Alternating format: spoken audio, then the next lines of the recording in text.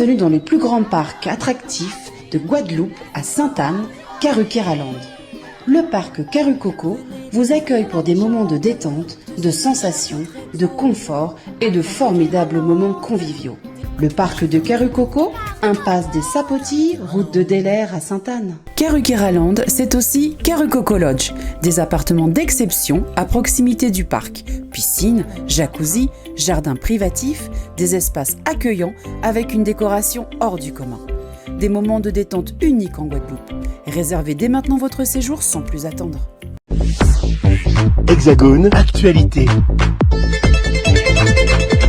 Voilà Sonia Taille-Pierre qui est la présidente du comité du tourisme des îles de Guadeloupe pour notre compagnie ici au salon Topresa sur le stand évidemment de la Guadeloupe, sur le terrain du tourisme. C'est ô combien important Madame Taille-Pierre d'être présente.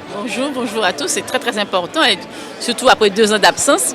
Il était vraiment important que le CTG soit présent, que la Guadeloupe soit présente, parce que le tourisme reste quand même une économie importante pour la Guadeloupe. Donc venir au salon, c'est permettre au monde entier de découvrir cette belle destination. Rappelez-nous un petit peu le rôle du comité du tourisme des îles de Guadeloupe. On dit toujours le CTG, mais vous avez un rôle très important pour ce secteur.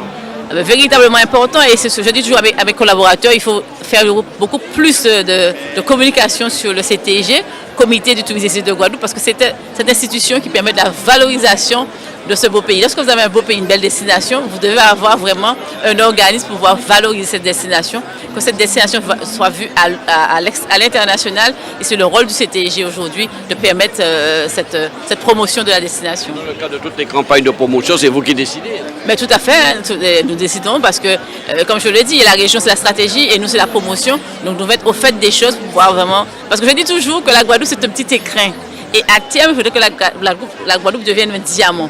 Et lorsque vous avez un diamant, tout le monde a envie de découvrir ce diamant, et c'est ça aujourd'hui le rôle du CTG. Je partage avec vous quelque chose qui me semble important. Je n'ai pas inscrit sur mon discours, comme vous le voyez. Lorsque la Première ministre et le Président de la République m'ont proposé cette mission, après avoir passé plus de 2 ans à Bercy, déjà sur les enjeux de l'économie sociale, j'ai déjà travaillé un peu pour le tourisme social avec les acteurs de l'ESS. Il m'a proposé cette mission au service des entreprises de France, en fait au service de 99% de nos acteurs économiques, puisque nos PME, nos TPE sont le poumon économique de ce pays. Et je lui ai proposé quelque chose, essayons de le garder entre nous, la chose suivante, je lui ai dit, mais le point commun quand même entre PME, commerce, artisanat, tourisme, indépendant, c'est que c'est tous des entrepreneurs.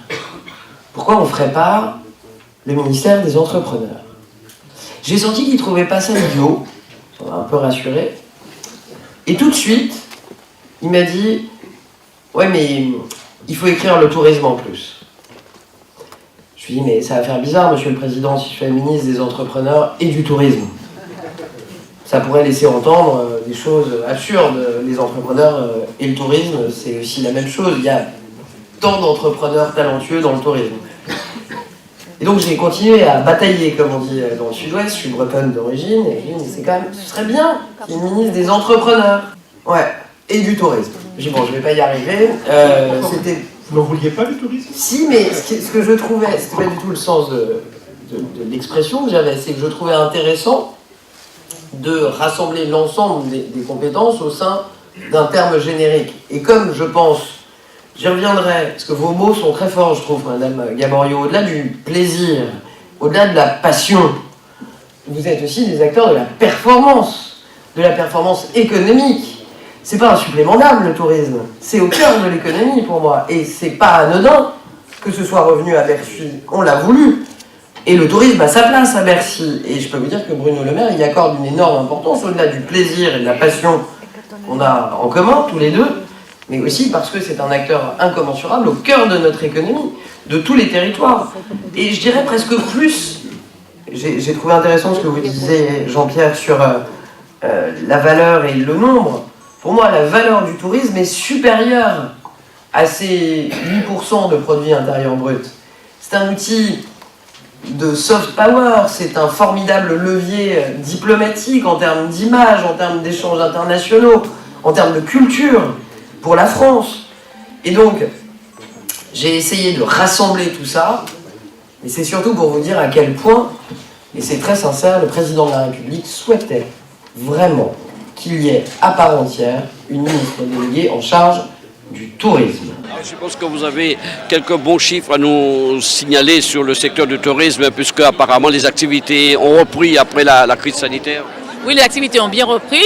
Je dirais même, nous allons bientôt atteindre, nous sommes par exemple à 995 000. Bientôt, nous allons atteindre les chiffres nous avons eu juste avant le Covid, c'est-à-dire en 2019. Non, mais ça arrive. Les réservations vont crescendo. Donc, je pense que cette année, on aura une très très belle saison. Il faut une question, et je pense que ça continue, de la rénovation des hôtels. Où en est-on aujourd'hui? La rénovation des hôtels, nous, c'est pas comme nous, c'est de la promotion. La rénovation des hôtels, c'est plus le CTG.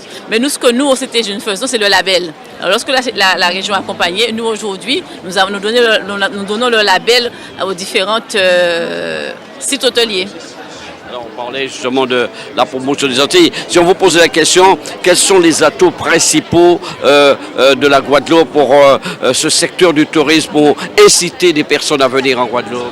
Moi, je dirais tout simplement, nous sommes un archipel.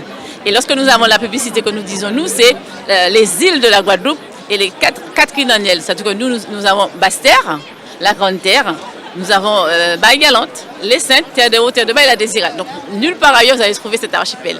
Et c'est ça que nous voulons mettre en avant parce que chaque destination, je dirais, chaque île a son authenticité. Et c'est ce que nous, aujourd'hui, on veut montrer à l'international. Évidemment, ici, la porte de Versailles, de très nombreux pays sont présents à nouveau pour cette édition 2022. C'est le moment de prendre des contacts, de faire des échanges avec d'autres comités du tourisme, d'autres organisations. Mais c'est le but du salon, venir ici, c'est pouvoir échanger, surtout voir ce que fait l'autre, montrer aussi ce que nous faisons et pouvoir partager des idées et rencontrer. Hier, nous avons eu une conférence de presse, nous avons eu un workshop, c'était le cas de pouvoir rencontrer différents tours opérateurs, de rencontrer différents professionnels, pour pouvoir échanger, partager et montrer ce que nous faisons et puis aussi voir ce qu'ils font à l'extérieur. Merci à vous, Madame Sonia Taille-Pierre. Je rappelle que vous êtes la présidente du comité du tourisme des îles de Guadeloupe. Merci à vous. Outremernews.fr, le site de l'actualité Outre-mer, 24 heures sur 24 et 7 jours sur 7. Retrouvez la chaîne Outremer News sur YouTube.